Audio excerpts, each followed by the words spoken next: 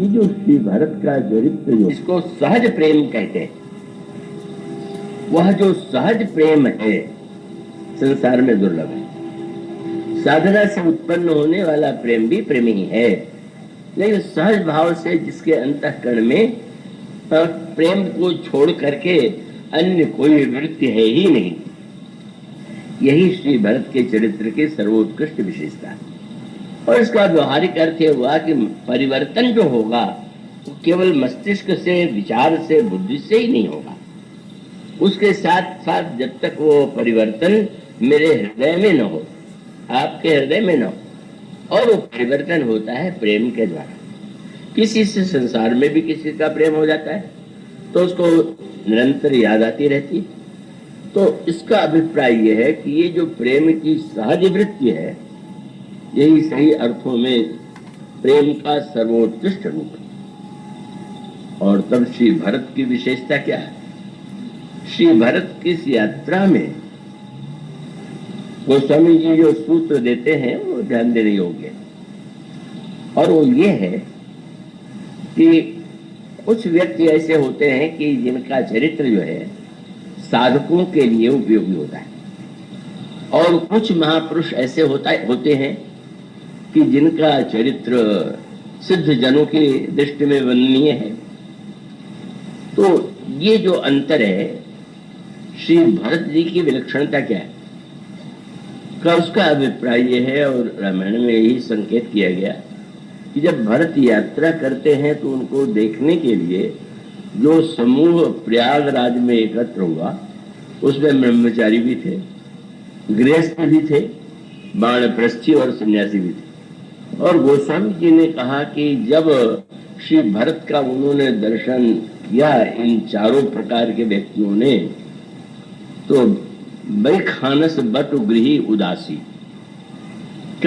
सभी लोग परम प्रसन्न हो गए। प्रसन्न हो गए का तात्पर्य क्या? ब्रह्मचारी का जो आदर्श है वो गृहस्थ का आदर्श नहीं हो सकता, गृहस्थ का जो आदर्श है वो सन्यासी का आदर्श नहीं हो सकता।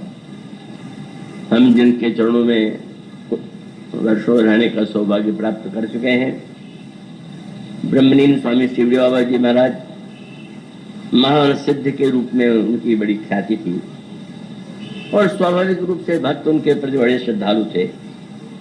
एक सज्जन के यहाँ घर में जब विवाह का अवसर आया तो उन्होंने बाबा को भी निमंत्रण दिया, ठीक है आशीर्वाद है, पर नहीं महाराज आप आशीर्वाद दें इतने से नहीं, आप स्वयं पधारिए। क्यों? बोले आप पधारेंगे तो हमारा सबसे बड़ा सौभाग्य होगा। तो उन्होंने कहा कि मैं ये चाहता हूं कि तुम मुझे मत बुलाओ, मेरे साथ बहुत से ब्रह्मचारी और साधक होंगे, और विवाह का ठाट बाट देख करके अगर मन में आया कि हमने कहा गंवा दिया, क्यों न शादी हम भी करते, तो उनके लिए हानिकारक। और जब मैं जाऊंगा तो जो खड़े हो जाओगे, मेरी पूजा शुरू हो जाएगी, और उसको देख करके दूल्हे के मन में आया कि सन्यासी अच्छा है, जिसका इतना सम्मान है, वो कहीं सन्यासी बन की प्रेरणा मिली तो कितना अनर्थ हो। मानो बाबा का तात्पर्य था कि भाई अब जो ब्रह्मचारी ही का आदर्श है वो अलग है। इसीलिए ये शब्द कहा गया बड़ा सुलक्षण, सोचिए गृही जो मोह पथ करई कर्म मोह बस करई कर्म पथ त्याग, और सोचिए जति प्रपंच रथ विगत विवेक विराम। सन्यासी शोक करने योग्य है अगर वो वैराग्य युक्त नहीं है, और गृहस्थ शोक करने योग्य है कि अगर वो जो उसका एक शास्त्रों ने कर्तव्य बनाया उसको पालन नहीं किया। पर श्री भरत किसके आदर्श?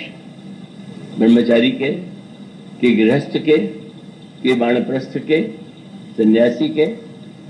वो स्वामी जी कहते हैं यही श्री भरत की मान्यता है कि प्रमुदित तीर्थ राज निवासी बैखानस बटु गृही उदासी।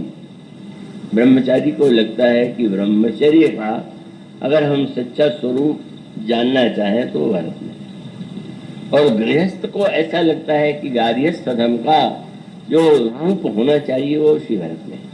वानप्रस्थी को प्रतीत होता है कि इनके द्वारा ही वानप्रस्थ जीवन की प्रक्रिया का ज्ञान होता है। और सन्यासी को ऐसा लगता है कि सचमुच जिसे सन्यास कहते हैं वह सन्यास तो भरत के जीवन में ही है।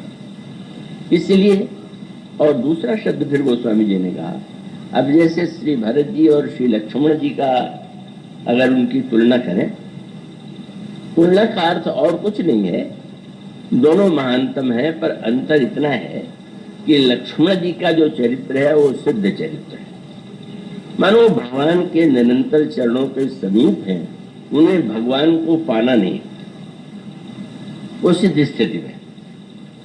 अब लक्ष्मण जी का जो चरित्र है वो सिद्ध स्थिति का है, और अगर कोई लक्ष्मण जी का बाहर से केवल अनुकरण करने लगे तो फिर वो अनर्थ ही हो जाएगा। तो लक्ष्मण जी का चरित्र सिद्ध चरित्र है, और भरत जी के चरित्र की विशेषता ये है कि सिद्ध और साधक दोनों के लिए वो परम प्रेरक है। सिद्ध के लिए भी चरम महानतम सत्य, और जो साधक हैं, और वहां शब्द वही है, निरख सिद्ध साधक अनुरागे। क्या सोचने लगे? बोले सहज स्नेह सराहन लागे। भरत जी के जीवन में जो सहज प्रेम है, राम राज्य की स्थापना त्रेता युग में केवल हो पाई, और त्रेता युग में महापुरुषों की कमी नहीं थी।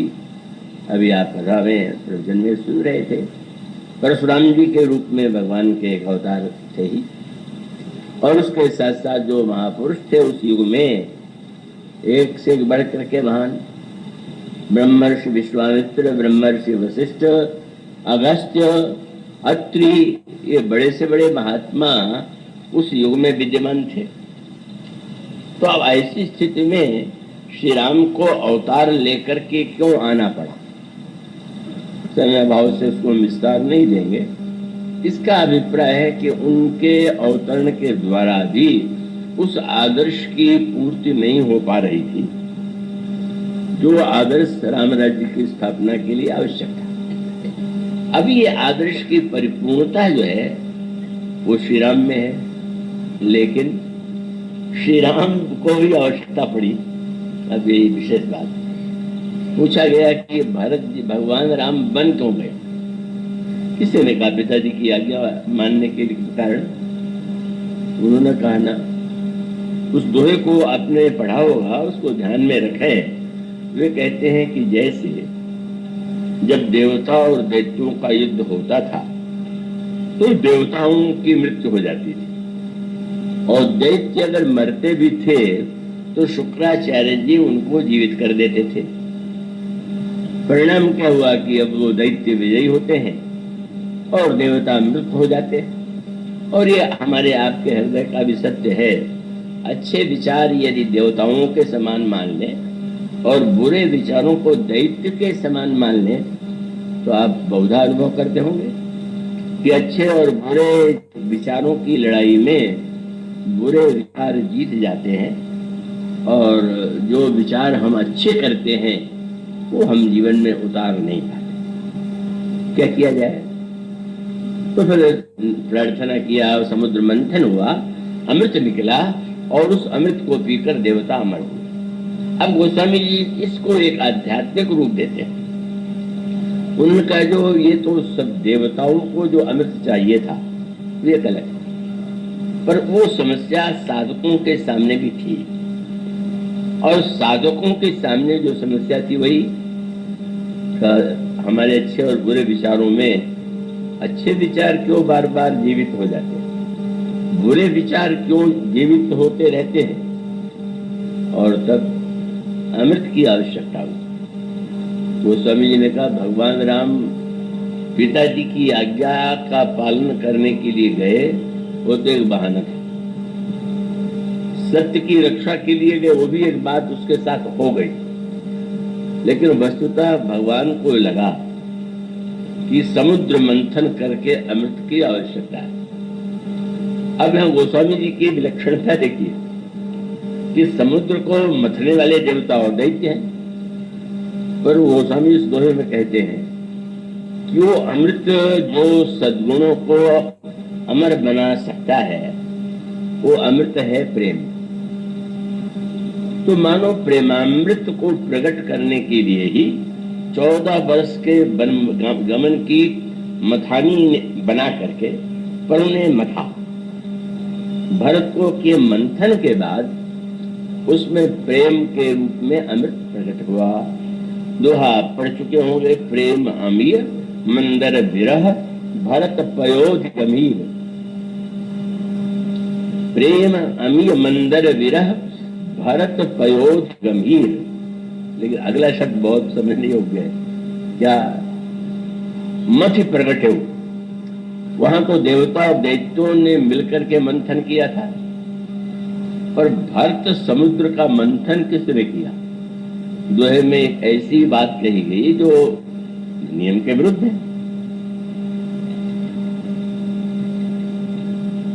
और वो शब्द है प्रेम अमीय मंदर विरह भरत पयोज गंभीर मथि प्रगट्यो सुर साध हुई कृपा सिंधु रघुवीर। दो समुद्र हैं, प्रेम समुद्र और कृपा समुद्र। भगवान राम कृपा समुद्र हैं और भगवान राम और भरत प्रेम समुद्र है।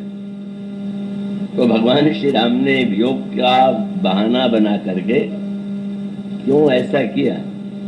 मानो बहुत बढ़िया सूत्र है कि भगवान कितनी भी कृपा क्यों न करें, आपके हृदय में प्रेम नहीं है तो कृपा कृपा दिखाई नहीं देगी। मानो ईश्वर को भी ये प्रतीत हुआ कि हम चाह करके भी अवतरित होकर के लोगों को बदल नहीं सकते हैं, लोगों के अंतःकरण के विकारों को दूर नहीं कर सकते हैं। इसे आवश्यकता है। मानो एक ओर है कृपा सिंधु और दूसरी ओर भरत पयोध गंभीर। मानो यह जो श्री भरत का चरित्र है, उसका मूल उद्देश्य जो है, उसमें ऐसा साधना का कोई पक्ष नहीं है जो उस प्रसंग में आपको न मिले। आप अगर 100, 200, 500 बार भी श्री भरत का चरित्र पढ़ेंगे तो आपको उसमें एक नए दर्शन, नए विचार और नई प्रेरणा की अनुभूति होगी। और वहां उसका संकेत भी है कि श्री राम के अयोध्या में होते हुए भी तो मंथरा रोगग्रस्त हो गई, मंथरा के प्रभाव से कैकेयी रोगग्रस्त हो गई।